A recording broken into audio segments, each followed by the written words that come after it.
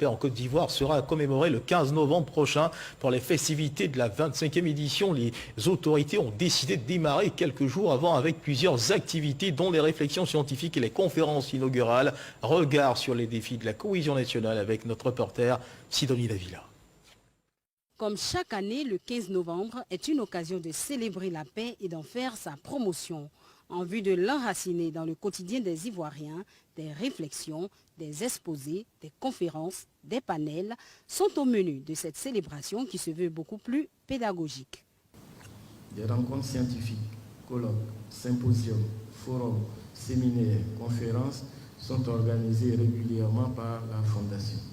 Au plan international, la Fondation a lancé plusieurs initiatives pour la promotion de la culture de la paix.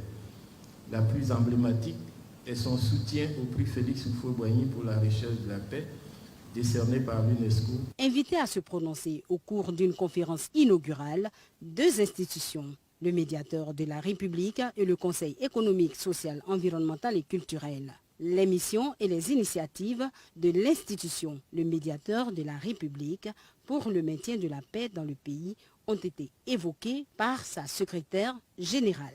Il convient donc de constater que toutes les institutions sont complémentaires dans la recherche d'une Côte d'Ivoire plus unie, solidaire et prospère. Eugène Aka Aweli, sur le thème « La paix, jeux et enjeux pour la Côte d'Ivoire », a permis de parcourir l'histoire contemporaine de la Côte d'Ivoire en matière de paix. Aujourd'hui, 60 années après les indépendances, la problématique de la paix se pose avec plus d'acuité et d'intensité. La paix, considérée comme une seconde religion, a été fortement fragilisée en raison de crises récurrentes qui ont secoué la nation.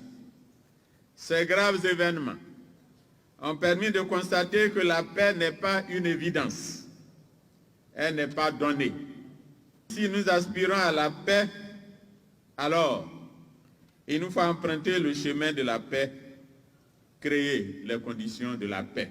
Élèves, étudiants, cadres, autorités qui viennent s'abreuver à la source du savoir, cet intérêt porté aux célébrations de la paix témoigne certainement de leur volonté d'une paix durable en Côte d'Ivoire. Et